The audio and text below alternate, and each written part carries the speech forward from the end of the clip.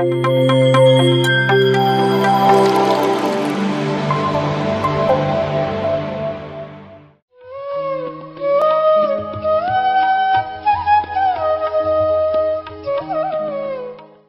ನಮಸ್ಕಾರ.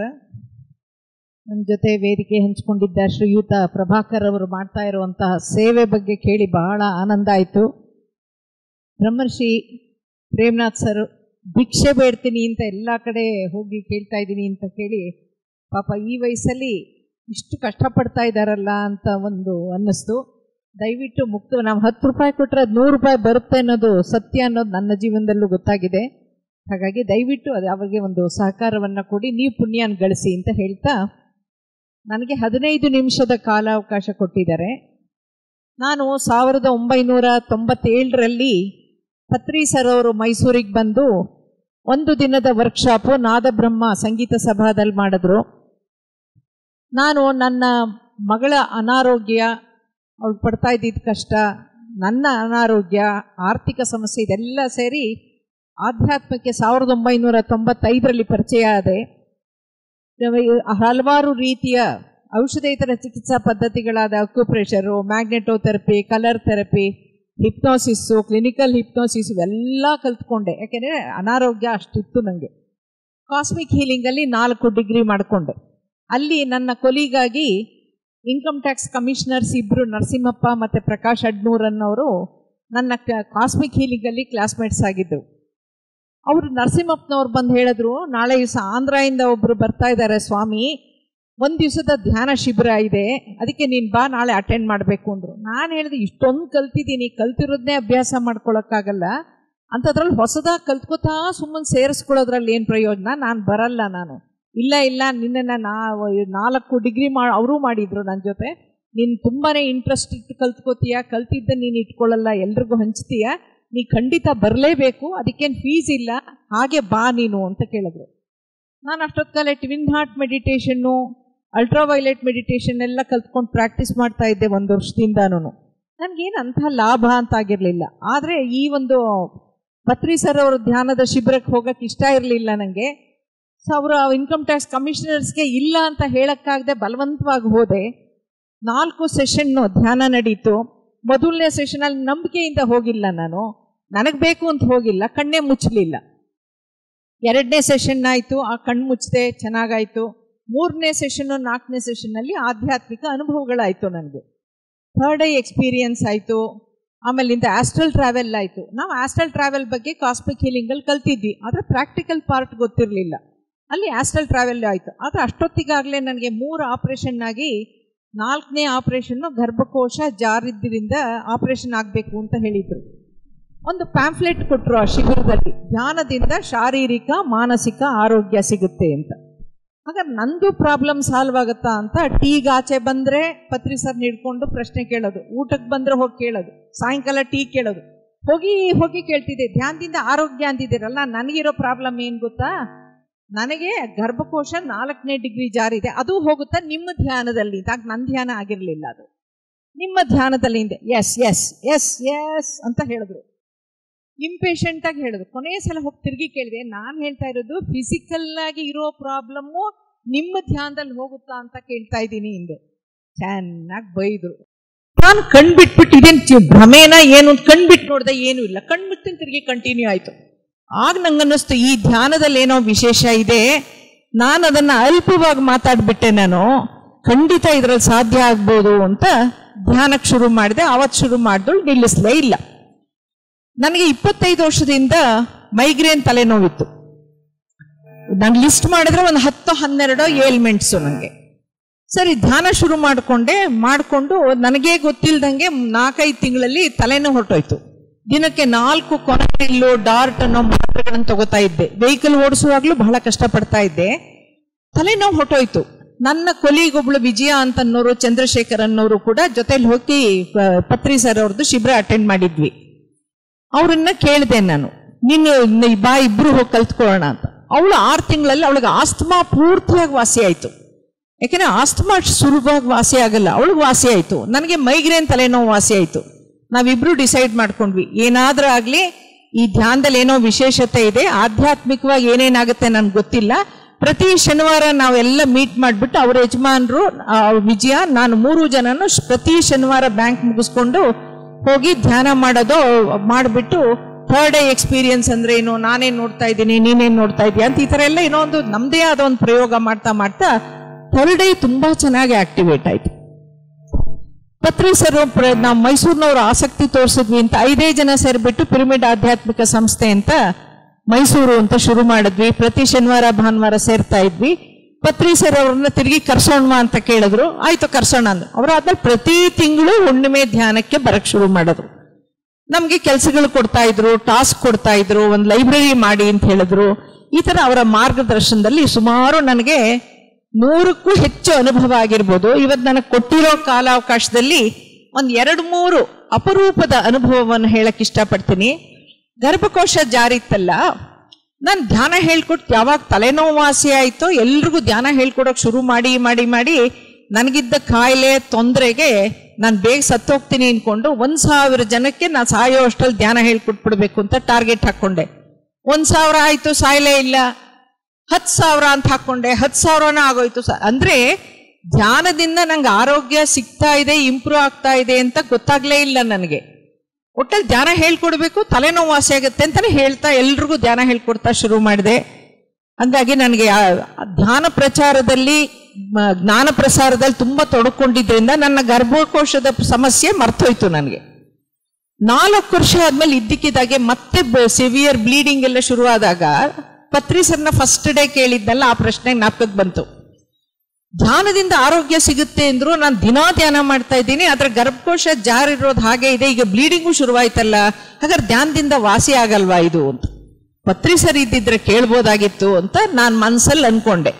ಡಾಕ್ಟರ್ಗೂ ಹೋಗಿ ತೋರಿಸಿದೆ. ಪಾಪ್ಸ್ಮಿಯರ್ ಟೆಸ್ಟ್ ಮಾಡಿ 15 ದಿವಸದಲ್ಲಿ ಗರ್ಭಕೋಶ ತೆಗಿಲೇಬೇಕು ಅಂತ ಹೇಳಿದ್ರು. ಅಂದ್ರೆ ಅದೇನಿರಬಹುದು ಅಂತ ನಿಮಗೆ ಗೊತ್ತಿರಬಹುದು. ಪತ್ರಿ ಸರ್ ಬಗ್ಗೆ ಯೋಚನೆ ಮಾಡ್ತಿದ್ದೆ, ಕೇಳೋಣ ಟೇಬಲ್ ಗುದ್ದಿ ಯಾಕೆ ವಾಸಿಯಾಗಿಲ್ಲ ಅಂತ ಕೇಳೋಣ ಅಂತ ಅನ್ಕೊಂಡ್ರೆ ಪತ್ರಿ ಸರ್ ನಂಬರ್ ಇಲ್ಲ. ಪತ್ರಿ ಸರ್ರೇ ಫೋನ್ ಮಾಡಿದ್ರು ಲ್ಯಾಂಡ್ಲೈನ್ಗೆ. ಇನ್ನೇನೋ ಮಾತಾಡಿಲ್ಲ ಅವರು. Who are you to get rid of any organ of your body ಅಂತ ಕೇಳಿದ್ರು. ನೀನು ಗರ್ಭಕೋಶ ಅಂತ ತೆಗಿಯಕ್ಕೆ ಡಿಸೈಡ್ ಮಾಡಿದೆಯಲ್ಲ, ನೀನು ಯಾರು ಕೊಟ್ಟಿರೋದು ಹಕ್ಕು ನಿಂಗೆ ಗರ್ಭಕೋಶ ಅಂತ ತೆಗೆದಾಕಕ್ಕೆ? No operation, meditate, channelise the energy, pass resolutions, meditate for 2 hours every day ಅಂತ ಹೇಳ್ಬಿಟ್ಟು ಫೋನ್ ಇಟ್ಟೇ ಬಿಟ್ರು. ನಾನು 2 ಬಾಟ್ಲ್ ಬ್ಲಡ್ ಎಲ್ಲ ಆರ್ಗನೈಸ್ ಆಗಿ ರಜಾ ಹಾಕಿ ಎಲ್ಲ ಆಗಿತ್ತು. ಅವ್ರು ಬೇಡ ಅಂದಮೇಲೆ ಮಾಡೋದು ಬೇಡ ಅಂತ ಕ್ಯಾನ್ಸಲ್ಲು ಮಾಡಿಬಿಟ್ಟೆ. ತಿರ್ಗಿ ದಿನಾನು 2 ಗಂಟೆ ಕಾಲ ಕಂಟಿನ್ಯೂಸ್ ಧ್ಯಾನ ಮಾಡಿ ರೆಸೊಲ್ಯೂಷನ್ಸ್ ಆಗ್ತಿದೆ. ಅಷ್ಟರೊಳಗಡೆನೆ ಮೈಂಡ್ ಪವರ್ನಲ್ಲಿ, ಎಸೆನ್ಷಿಯಲ್ ಮೈಂಡ್ ಪವರ್ನಲ್ಲಿ ಜೋಸ್ ಸಿಲ್ವಾ ಅಂತ ಇಂಟರ್ನ್ಯಾಷನಲ್ ಆರ್ಗನೈಸೇಷನ್ ಅಲ್ಲಿ ಗ್ರಾಜುಯೇಷನ್ ನಾನು ನಮ್ಮ ಹಸ್ಬೆಂಡ್ ಮಾಡಿದ್ವಿ. ಸೊ ಅದನ್ನೂ ಬಳಸ್ಕೊಂಡು ಧ್ಯಾನನೂ ಮಾಡ್ತಾ ಮಾಡ್ತಾ ಬ್ಯಾಂಕಲ್ಲೂ ತುಂಬಾ ಬ್ಯಾಲೆನ್ಸ್ ಶೀಟ್ ಬಂದ್ಬಿಡ್ತು. ಅದರಿಂದ ತುಂಬಾ ಕೆಲಸ ಆಗಿದ್ರಿಂದ ಧ್ಯಾನ ಮಾಡೋದು, ಬ್ಯಾಂಕಿಗೆ ಹೋಗೋದು, ಮನೆ ನೋಡ್ಕೊಳ್ಳೋದು, ಸಾಯಂಕಾಲದ ಧ್ಯಾನ ಕೇಂದ್ರ, ಮನೆನೇ ಧ್ಯಾನ ಕೇಂದ್ರ. ಅದು ಮಾಡ್ತಾ ಮಾಡ್ತಾ ಮಾಡ್ತಾ 3-4 ತಿಂಗಳೊಳಗಡೆ ಗರ್ಭಕೋಶ 4ನೇ ಡಿಗ್ರಿ ಜಾರಿ ಇರೋದು ಅಂದ್ರೆ ಲಂಗದ ಮೇಲೆ ಗರ್ಭಕೋಶ ಕುತ್ಕೋತಾ ಇತ್ತು. ಅಂಥದ್ದು ತನ್ನಂತೆ ತಾನೇ ಸ್ವಸ್ಥಾನ ಕೊಟ್ಟೋಗಿದೆ. ನನಗೀಗ 72ನೇ ವರ್ಷ, 71 ಕಂಪ್ಲೀಟ್ ಆಗಿ 72ನೇ ವಯಸ್ಸು ನಡೀತಾ ಇದೆ. ಆಗ ಅವ್ರು 15 ದಿವಸದಲ್ಲಿ ತೆಗೆದು ಹಾಕ್ಬೇಕು ಅಂದಿದ್ದ ಗರ್ಭಕೋಶ ಇವತ್ತಿಗೂ ನನ್ನೊಳಗಡೆ ಸ್ವಸ್ಥಾನದಲ್ಲಿ ಆರೋಗ್ಯವಾಗಿ ಇದೆ. ಸೊ ನನಗೆ ಫೋನ್ ಮಾಡ್ತಾರೆ ಈ ಕಾರ್ಯಕ್ರಮಗಳು ಯೂಟ್ಯೂಬಲ್ಲೆಲ್ಲ ನೋಡ್ಬಿಟ್ಟು, ನನಗೆ ಕ್ಯಾನ್ಸರ್ ಇದೆ, ವಾಸಿ ಆಗುತ್ತಾ ನಿಮ್ಗೆ ಅಂದಲ್ಲಿ ಇದೆ ನಾನು ಕೇಳಿದ್ದಲ್ಲ, ಹಂಗೆ ಅವ್ರು ಕೇಳ್ತಾರೆ. ಈಗ ಆಗ ಅವ್ರಿಗೆ ಎಷ್ಟು ಇರಿಟೇಟ್ ಆಗಿತ್ತು ಅಂತ ಈಗ ನಂಗೆ ಅರ್ಥ ಆಗ್ತಾ ಇದೆ. ಇದು ಒಂದು ಒಳ್ಳೆ ಅನುಭವ ನಂದು. 2ನೇದು, ಟಾನ್ಸಲ್ಸ್ ಮೇಲೆ ಆಪ್ಸಿಸ್ ಆಗ್ಬಿಟ್ಟು ಕುರು ತರ ಆಗ್ಬಿಟ್ಟು ಬರ್ಸ್ಟ್ ಆಗಿ ಕಿವಿ, ಕಣ್ಣು, ಮೂಗು ಎಲ್ಲ ಬ್ಲೀಡಿಂಗ್ ಆಗಿ ಜ್ವರ ಆಗಿ ಮಲ್ಕೊಂಡ್ಬಿಟ್ಟಿದೆ ಪೂರ್ತ. ENT ಸ್ಪೆಷಲಿಸ್ಟ್ ಹತ್ರ ಹೋದ್ರೆ ಟಾನ್ಸಲ್ಸ್ ತೆಗೆದಾಕ್ಬೇಕು, ಆದ್ರೆ ಅದು ಇನ್ಫೆಕ್ಷನ್ ಆಗಿ ಜ್ವರ ಕಡಿಮೆ ಆಗೋವರೆಗೂ ಮಾಡೋಕ್ಕಾಗಲ್ಲ ಅಂದ್ರು. ಆಮೇಲೆ 2-3 ದಿನ ಆದ್ಮೇಲೆ ಅದು ಜ್ವರ ಕಡಿಮೆ ಆದ್ಮೇಲೆ ಟಾನ್ಸಲ್ಸ್ ತೆಗಿಯೋ ಹೊತ್ತಿಗೆ ಕಿರ್ನಾಲ್ಗೆ ಇನ್ಫೆಕ್ಷನ್ ಆಗ್ಬಿಟ್ಟಿತ್ತು. ಅವ್ರು ನನಗೇನು ಹೇಳಲಿಲ್ಲ, ನಾನು ಹೇಳಿದ್ರು ನಾನೇನು ಮಾಡ್ತಿರ್ಲಿಲ್ಲ. ಕಿರ್ನಾಲ್ಗೆನೂ ಒಂಚೂರು ಕಟ್ ಮಾಡಿಬಿಟ್ಟಿದ್ದಾರೆ. ಆಪರೇಷನ್ ಆಗಿ ಟ್ರೀಟ್ಮೆಂಟು ಎಲ್ಲ ಆದ್ಮೇಲೆ ಮಾತಾಡಕ್ ಹೋಗ್ತೀನಿ, ವಾಯ್ಸೇ ಬರ್ತಾ ಇಲ್ಲ. ನಾನು ತಕ್ಷಣ ಚೆಕಪ್ಗೆ ಹೋಗ್ಬೇಕಿತ್ತಲ್ಲ, ಹೋಗ್ಬಿಟ್ಟು ಡಾಕ್ಟರ್ ಕೇಳಿದೆ, ಯಾಕೆ ಇದಿಲ್ಲ ಅಂತ ಕೇಳಿದೆ. It's like that only you have to manage ಅಂದ್ರು. ನಾನು ತಿರುಗಿ ಬರತ್ ತೋರಿಸ್ತಾರೆ, why don't I have voice ಅಂತ. ಅದಕ್ಕೆ ಕಿರ್ನಾಲ್ಗೆ ಸ್ನಿಪ್ ಮಾಡಿದೆ, ಹಾಗಾಗಿ ವಾಯ್ಸು ಸ್ವಲ್ಪ ಹಾಗೆ ಇರಲ್ಲ, ಅದು ಸ್ವಲ್ಪ ಮ್ಯಾನೇಜ್ ಮಾಡಬೇಕು ಅಂದರು. ನಾನು I am working as A development officer in bank, ಮಾತೇ ನನ್ನ ಬಂಡವಾಳ ಅಂಥದ್ರಲ್ಲಿ ಮಾತೆ ವಾಯ್ಸೇ ಇಲ್ವಲ್ಲ ಅಂತ ಮತ್ತೆ ಧ್ಯಾನ, ಆಟೋ ಸಜೆಷನ್ನು, ಸಬ್ಕಾನ್ಷಿಯಸ್ ಮೈಂಡು ಎಲ್ಲ ರೆಸೊಲ್ಯೂಷನ್ಸ್ ಪಾಸ್ ಮಾಡಿ 3 ತಿಂಗಳಾದ್ಮೇಲೆ ನನಗೆ ವಾಯ್ಸ್ ಬಂತು. ಆದರೆ ಹಾಡು ಹೇಳೋಕ್ಕಾಗಲಿಲ್ಲ, ಬಟ್ ಇಷ್ಟು ಮಾತಾಡೋಷ್ಟು ವಾಯ್ಸ್ ಬಂತು. ಸೊ ಇದೊಂದು ಒಳ್ಳೆ ಅನುಭವ. 3ನೇ ಅನುಭವ ಬಹಳ ಚೆನ್ನಾಗಿರುವಂಥ ಅನುಭವ. 2001ರಲ್ಲಿ ನಮ್ಮ ಅಕ್ಕನ ಮಗಳ ಮದುವೆ ಅಂತ ಬೆಂಗಳೂರಿಗೆ ಬಂದಿದ್ವಿ ಶಿವಮೊಗ್ಗದಿಂದ. ಅವಾಗ ಕಾರ್ ಹೊಸದಾಗಿ ತಗೊಂಡಿದ್ವಿ. ಕಾರಲ್ಲೇ ಹೋಗ್ಬಿಟ್ಟು ವಾಪಸ್ ಬಂದು ಮದುವೆ ಮುಗಿಸ್ಕೊಂಡು ವಾಪಸ್ ಬಂದು ಲಕ್ಷ್ಮೀ ಟಾಕೀಸ್ ಹತ್ರ ನಿಲ್ಲಿಸ್ಬಿಟ್ಟು ನಾವು ತರಕಾರಿ ತಗೊಳಕ್ಕೆ ಅಂತ ಹೋದಾಗ ನಮ್ಮ ಮನೆಯವರು ಕಿವಿಗೆ ಹಾಡು ಹಾಕೊಂಡು ಕೇಳ್ತಾ ಆರಾಮಾಗಿ ಕೂತಿದ್ದಾರೆ. ಪಾಪ ಯಾರೋ ಬಂದು ನನ್ನ ಬ್ಯಾಗ್ ಎತ್ಕೊಂಡು ಹೋದ್ರು, ವ್ಯಾನಿಟಿ ಬ್ಯಾಗ್ ತಗೊಂಡೋದು. ನಾವು 3 ಜನ ಮದುವೆಗೆ ಹೋಗಿದ್ರಿಂದ 3 ಜನ ಹೇರ್ಕೊಂಡಿದ್ದೆಲ್ಲ ಒಡವೆನೂ ಅದರಲ್ಲೇ ಇತ್ತು. ನನಗೆ ಗಾಬರಿನೇ ಆಗಲಿಲ್ಲ, ಭಯನೂ ಆಗಲಿಲ್ಲ, ಅಳು ಬರಲಿಲ್ಲ, ಏನೂ ಇಲ್ಲ. ಇಲ್ಲ ನೋಡೋಣ ಮನೆಗೆ ಹೋಗಿ ಇನ್ನೊಂದ್ಸಲ ಅಂತ ಮನೆಗೆ ಹೋಗಿ ದೇವ್ರಿಗೆ ದೀಪ ಇಡಕ್ಕೆ ನೋಡಿದ್ರೆ ಇಲ್ಲ. ತಕ್ಷಣ ಏನೂ ಮಾಡಲಿಲ್ಲ, ಧ್ಯಾನಕ್ಕೆ ಕೂತ್ಕೊಂಡು ನನ್ನ ಈ ಬ್ಯಾಗು, ಒಡವೆಗಳಿದ್ದಂಥ ವ್ಯಾನಿಟಿ ಬ್ಯಾಗು, ಜಂಬದ ಚೀಲ ಈಗ ಎಲ್ಲಿದೆಯೋ ಅಲ್ಲಿ ಕ್ಷೇಮವಾಗಿದೆ ಅಂತ ಹೇಳಿದೆ ಅಷ್ಟೇ. ಯಾರ ಕೈಗೆ ತಲುಪುತ್ತೋ ಅವರು ನನ್ನನ್ನು ಕಾಂಟ್ಯಾಕ್ಟ್ ಮಾಡಿ ನನಗೆ ವಾಪಸ್ ಕೊಡ್ತಾ ಇದ್ದಾರೆ ಅನ್ನೋದು ನನ್ನ ಸಂಕಲ್ಪ. ಅಷ್ಟೇ ಹೇಳಿ ಸ್ನಾನ ಮಾಡಿ ದೇವ್ರಿಗೆ ದೀಪ ಇಟ್ಟು ಎಲ್ಲ ಮಾಡಿದೆ. ನಮ್ಮ ಮನೆಯವ್ರು ಬೆಂಗಳೂರಿಗೆ ಹೊರಟಿದ್ರು, ಮೀಟಿಂಗ್ ಇತ್ತು ಅಂತ. ಆಯ್ತು ರೀ ನೀವು ಹೋಗಿ ಬನ್ನಿ ಅಂದರೆ ಅವರು ಧ್ಯಾನಕ್ಕೆ ಕೂತ್ಕೊಂಡ್ರು, ನಾನು ಧ್ಯಾನಕ್ಕೆ ಕೂತ್ಕೊಂಡೆ. ನನಗೊಂದು ಮೆಸೇಜ್ ಬಂತು, ಏನಂತ, ನಿನ್ನ ಬ್ಯಾಗು ಇಂಟ್ಯಾಕ್ಟ್ ಆಗಿದೆ, you are getting it back ಅಂತ ಬಂತು. ಸಂತೋಷ ಆಗೋಯ್ತು ನನಗೆ. ರಾತ್ರಿ ತಿರುಗಿ ಊಟ ಆಗಿ ಮಲ್ಕೊಳ್ಳೋಕೆ ಮುಂಚೆ ಧ್ಯಾನಕ್ಕೆ ಕೂತ್ಕೊಂಡೆ. ಆಗ ಒಂದು ಅನುಭವ ಆಯಿತು. ಅನುಭವ ಏನು ಅಂದರೆ, ಒಬ್ಬ ಹುಡುಗ ಬಂದು ಬಾಗ್ಲ ಹತ್ರ ನಿಂತ್ಕೊಂಡು ಮೇಡಮ್ ಅಂತಾನೆ, ಯಾರಪ್ಪ ನೀನು? ನಾನು ವೆಂಕಟೇಶ್ ಮಗ. ಏನಪ್ಪ? ಬಂದು ಫೋನ್ ಮಾಡ್ಬೇಕಂತೆ, ನಮ್ಮನೆ ಫೋನ್ ಮಾಡ್ಬೇಕಂತೆ ಈ ನಂಬರ್ಗೆ. ಫೋನ್ ಇಲ್ಲಪ್ಪ ನಮ್ಮ ಮನೇಲಿ, ಹೊಸದಾಗಿ ಬಂದಿದ್ದೀವಿ ಟ್ರಾನ್ಸ್ಫರ್ ಆಗಿ, ನಮ್ಮನೆಗೆ ಬಂದು ಮಾಡ್ಬೇಕಂತೆ. ನಿಮ್ಮನೆ ನಂಗೆ ಗೊತ್ತಿಲ್ಲ, ನಾನೇ ಕರ್ಕೊಂಡು. ಸುಳ್ಳು ಹೇಳಿದ್ರೆ ನಮಗೆ ಏನಾಗುತ್ತಂತ ಗೊತ್ತಿಲ್ಲ. 1 ಅಕ್ಷರ ಕಡಿಮೆ ಇಲ್ಲ, 1 ಅಕ್ಷರ ಜಾಸ್ತಿ ಇಲ್ಲ. ನಾನು ಮಾರನೇ ದಿನ ಬೆಳಗ್ಗೆಗೆ ಸೂರ್ಯನ ಕೋಲ್ ಎಲ್ಲಿವರೆಗೂ ಬರುತ್ತೋ ಆ ಹೊತ್ತಲ್ಲ ಹುಡುಗ ಬಂದಿದ್ದು ಅಂತ ಕಾಯ್ತಾ ಕೂತಿದ್ದೆ ನಾನು. ಆ ಹುಡುಗ ಬಂದ, ಅದೇ ಡೈಲಾಗು ಪೂರ್ತಿ, ಮುಂದೆ ನಡಿಬೇಕಿರೋದು ಹಾಗೇ ಪೂರ್ತಿ ಎಲ್ಲ ಬಂತು. ಆಮೇಲಿಂದ ಗೋಪಾಲ್ ಅನ್ನೋರು ವೆಸ್ಟ್ ಆಫ್ ಕಾರ್ಡ್ ರೋಡ್ ಹೋಟೆಲ್ಗೆ ಅಟ್ಯಾಚ್ ಆಗಿರೋ ಟೆಲಿಫೋನ್ ಬೂತಲ್ಲಿ ಒಡವೆ ಚೀಲನ್ನ ಬಿಟ್ಟು ಹೊಟ್ಟೋಗಿದ್ದ. ಅವ್ರು ನನಗೆ ಫೋನ್ ಮಾಡಿದ್ರು. ಫೋನ್ ಮಾಡಿಬಿಟ್ಟು, ನೀವೇನಾ ಮನೋರಮಾ? ನನ್ನ ಅಭ್ಯಾಸ ಏನು ಅಂದರೆ, ವ್ಯಾನಿಟಿ ಬ್ಯಾಗಲ್ಲಿ ನನ್ನ ಹೆಸರು, phone number, in case of emergency contact ಅಂತ ಇನ್ನೊಬ್ಬರ ನಂಬರ್ ಇಟ್ಟಿರ್ತೀನಿ. ಸೊ ಹಾಗಾಗಿ ಅದೆಲ್ಲ ಕಾಂಟ್ಯಾಕ್ಟ್ ಮಾಡಿ ಕೇಳಿದ್ರು. ಹೌದು ಒಂದು, ಸರ್ ನನ್ನ ಚೀಲ ಕಳವಾಗಿದೆ ಸರ್. ಅದು ಎಲ್ಲಿ? ಶಿವಮೊಗ್ಗದಲ್ಲಿ. ಈಗ ನೀವು ಎಲ್ಲಿಂದ ಮಾಡ್ತಾ ಇದ್ದೀರಾ? ನಾನು ಬೆಂಗಳೂರಿಂದ ವೆಸ್ಟ್ ಆಫ್ ಕಾರ್ಡ್ ಹೋಟ್ಲಿಂದ. ನೀವು ನಮ್ಮ ಟೆಲಿಫೋನ್ ಬೂತಲ್ಲಿ ಬಿಟ್ಟು ಹೋಗಿದ್ದೀರಾ ಅಂತ. ಇಲ್ಲ, ನಾನು ನಿಮ್ಮ ಟೆಲಿಫೋನ್ ಬೂತಿಗೆ ಬಂದಿದ್ದು ನಿಜ, ಆದರೆ ನಾನು ಬಿಟ್ಟಿಲ್ಲ, ಯಾರೋ ತಗೊಂಡವ್ರು ಅಲ್ಲಿ ಬಿಟ್ಟಿದ್ದಾರೆ. ನಾನೊಂದು ಸಂಕಲ್ಪ ಮಾಡಿದ್ನಲ್ಲ, ಈ ಬ್ಯಾಗ್ ಇಂಟ್ಯಾಕ್ಟ್ ಆಗಿದೆ, ಯಾರ ಕೈ ಸೇರುತ್ತೋ ನಂಗೆ ವಾಪಸ್ ಕೊಡ್ತಾ ಇದ್ದಾರೆ ಸೇಫ್ ಅಂತ, ಅದು ಅಲ್ಲೇ ಇತ್ತು. ಅವ್ರು ಫೋನ್ ಮಾಡಿಬಿಟ್ಟು ನಿಮ್ಮದೇ ಬ್ಯಾಗು ಅನ್ನಕ್ಕೆ ಪ್ರೂಫ್ ಏನು ಅಂತ ಕೇಳಿದ್ರು. ನಾನು ಟೆಲಿಫೋನ್ ಬೂತಿಂದ ಮಾತಾಡ್ತಿದ್ದೆ, ನಮ್ಮ ಮನೇಲಿ ಫೋನ್ ಇರಲಿಲ್ಲ. ನಾನು ತಕ್ಷಣ ಅವ್ರಿಗೆ ಹೇಳಿದೆ, ಸರ್ ವ್ಯಾನಿಟಿ ಬ್ಯಾಗ್ ಒಳಗಡೆ ಒಂದು ಚೆಕ್ ಬುಕ್ ಇದೆ, ತೆಗೀರಿ. ತೆಗೆದ್ರು ಅವರು. ನಾನು ಚೆಕ್ ಬುಕ್ ನಂಬರ್ ಹೇಳ್ತೀನಿ, ನೋಡ್ಕೊಳ್ಳಿ ಸರ್, ನಾನೇ ಅನ್ನಕ್ಕೆ ಪ್ರೂಫ್, ಇದಕ್ಕಿಂತ ಇನ್ನೇನು ಬೇಕು ಅಂತ ಚೆಕ್ ಲೀಫ್ ಮೇಲೆ ಇದ್ದಿದ್ದ ನಂಬರ್ನ ಓದ್ದೆ. ಅವ್ರು ಕೇಳಿದ್ರು, ನೀವು ಹೇಗಮ್ಮ, ನನ್ನ ಕೈನಲ್ಲಿ ಚೆಕ್ ಲೀಫ್ ಇದೆ, ನೀವು ಹೇಗೆ ಓದ್ತಾ ಇದ್ದೀರಾ ಅಂತ. ಸರ್ ನಾನು ಧ್ಯಾನಿ ಸರ್, ಧ್ಯಾನ ಮಾಡ್ತೀನಿ ಸರ್, ನನಗೆ ಇಲ್ಲಿಂದನೇ ಅದು ಕಾಣಿಸ್ತಾ ಇದೆ, ಅದನ್ನು ಹೇಳ್ತಾ ಇದ್ದೀನಿ ಅಂತಂದೆ. ಅಮ್ಮ ನಿಮ್ಮನ್ನ ಹ್ಯಾಟ್ಸ್ ಆಫ್, ನಮ್ಗೇನು ಹೇಳಕ್ ಗೊತ್ತಿಲ್ಲ, ಯಾರ ಹತ್ರನಾರ ಈ ನಂಬರ್ ಕಳಿಸಿ, ಚೆಕ್ ನಂಬರ್ ಬರೆದು ಕಳಿಸಿ, ನಾನು ಬ್ಯಾಗ್ ಕೊಡ್ತೀನಿ. ನಮ್ಮ ಮನೆಯವ್ರು ಬೆಂಗಳೂರಿಗೆ ಹೋಗ್ಬೇಕಿತ್ತು ಅನ್ನೆಲ್ಲ ಹೋದ್ರು. ರಾತ್ರಿ ಕೂತ್ಕೊಂಡು ಬ್ಯಾಗಲ್ಲಿ ಏನೇನಿದೆ ಅಂತೆಲ್ಲ ಲಿಸ್ಟ್ ಮಾಡಿದೆ, ಧ್ಯಾನ ಕೂತ್ಕೊಂಡು ಹಿಂಗೆ ಬರ್ಕೊಂಡು ಹೋದೆ. ಅದನ್ನು ಇವರಿಗೆ ಲಿಸ್ಟ್ ಕಳಿಸಿ. ಆವಾಗ ವಾಟ್ಸಾಪು, ಮೊಬೈಲು ಏನೂ ಇಲ್ಲ. ಸರಿ, ಅದನ್ನೆಲ್ಲ ನಮ್ಮ ಫ್ರೆಂಡ್ ಒಬ್ಬರಿಗೆ, ಗಾಯತ್ರಿ ಪ್ರಕಾಶನ್ ಅವ್ರಿಗೆ ಹೇಳಿದೆ, ಬರ್ಕೊ ಒಂಚೂರು ಎಲ್ಲನೂ, ಇಷ್ಟು ಐಟಮ್ ಇರಬೇಕು ಬ್ಯಾಗಲ್ಲಿ, ರೌಕೆ ಬಟ್ಟೆನೂ ಸೇರಿದಂಗೆ ಇಷ್ಟು ಇರಬೇಕು, ಎಲ್ಲ ಬರ್ಕೊ ಅಂತ ಹೇಳಿದೆ. ಎಲ್ಲ ಬರ್ಕೊಂಡ್ರು. ನನ್ನ ಫ್ರೆಂಡ್ ಗಾಯತ್ರಿ ಮತ್ತು ಇವರಿಬ್ರು ಹೋಗಿ ಅವ್ರ ಹತ್ರ ಸಾಮಾನು ಏನೇನಿದೆಯೋ ಅಂತೆಲ್ಲ ತೊಳ್ಕೊಂಬಿಡಿ ಸರ್, ನಮ್ಮ ಎಂಪ್ಲಾಯೀಸ್ಗೆ ಹೇಳಿದ್ದೀನಿ, ಏನು ಕದ್ರು ಚಿನ್ನ ಕದ್ಬೇಡಿ, ಬದುಕಕ್ಕಾಗಲ್ಲ, ನಾವು ಜೀವಿಸಕ್ಕಾಗಲ್ಲ ಅಂತ ಹೇಳಿದ್ದೀನಿ, ಅವ್ರೇನು ಎತ್ಕೊಂಡಿರಲ್ಲ ನೋಡಿ ಅಂತ ಹೇಳಿದ್ರು. ಅಷ್ಟೂ ಇತ್ತು, ಎಲ್ಲ ಸಿಕ್ತು. ಅದಾದ್ಮೇಲೆ ಆ ಮಕ್ಕಳು ಯಾರಿಬ್ರು ಟೆಲಿಫೋನ್ ಬೂತಲ್ಲಿ ನೋಡ್ಕೊಂಡದನ್ನ ಸೇಫ್ ಆಗಿಟ್ಟು ಅವ್ರ ಓನರಿಗೆ ತಿಳಿಸಿದ್ರು. ಅವ್ರಿಬ್ರಿಗೂ ಒಂದೊಂದು ಉಂಗುರ ಮಾಡಿಸ್ಕೊಟ್ಟೆ. ಬಹಳ ಸಂತೋಷವಾಗಿ ಇಟ್ಕೊಂಡ್ರು. ಇದೊಂದು ಬಹಳ ಅತ್ಯುನ್ನತ ಅನುಭವ. ಇದೊಂದು ಕೊನೆಯ ಅನುಭವ ಹೇಳ್ಬಿಟ್ಟು ಕೈಲಾಸ ಮಾನಸ ಸರೋವರದ ಒಂದು ಅನುಭವ ಹೇಳ್ಬಿಟ್ಟು ಮುಗಿಸ್ತೀನಿ. ಕೈಲಾಸ ಮಾನಸ ಸರೋವರಕ್ಕೆ ಪತ್ರಿ ಸರ್ ಜೊತೆನೆ ಹೋಗ್ಬೇಕು ಅಂತ ಆಸೆ ಇತ್ತು ನಮ್ಗೆ. ಆದ್ರೆ ಪತ್ರಿ ಸರ್ ಬರಲಿಲ್ಲ. ಅವ್ರ ಕಡೆಯಿಂದ ಆಯೋಜಿಸಿದಂತ ಕೈಲಾಸ ಮಾನಸ ಸರೋವರಕ್ಕೆ ಬುಕ್ ಮಾಡಿದೆ. ನಮ್ಮನ್ನ ಕಳಿಸ್ಕೊಡಕ್ಕೆ ಬೆಂಗಳೂರಿಗೆ ಏರ್ಪೋರ್ಟ್ಗೆ ಪತ್ರಿ ಸರ್ ಬಂದಿದ್ರು. Sir any message to me sir ಅಂತಂದೆ ನಾನು. Eat less better don't eat ಅಂದ್ರು. ಕಡಿಮೆ ತಿನ್ಲೇಬೇಡ ಅಂದ್ರು. ನಾನು ಕೊನೆಯದನ್ನು ಸೆಲೆಕ್ಟ್ ಮಾಡಿಕೊಂಡೆ. ನೇಪಾಳದಿಂದ ಕೈಲಾಸ ಮಾನಸ ಸರೋವರ ಮುಗಿಸ್ಕೊಂಡು ವಾಪಸ್ ಬರೋವರೆಗೂ ಒಂದು ದಗಳನ್ನ ತಿನ್ಲಿಲ್ಲ. ಬೆಟರ್ ಡೋಂಟ್ ಈಟ್ ಅಂದ್ರಲ್ಲ, ಅದನ್ನ ಆಯಿಸ್ಕೊಂಡೆ. ಅದರಿಂದ ಒಳ್ಳೆ ಫಲ ಆಗಿದ್ದೇನು ಅಂದ್ರೆ ನನ್ನ ಆರೋಗ್ಯ ಬಹಳಷ್ಟು ಸುಧಾರಿಸ್ತು. ಆಸ್ಟ್ರಲ್ ಟ್ರಾವೆಲ್ ಅಲ್ಲಿ ಕೈಲಾಸ ಪರ್ವತದ ಪರಿಕ್ರಮ ಮಾಡ್ಕೊಂಡು ಬಂದೆ.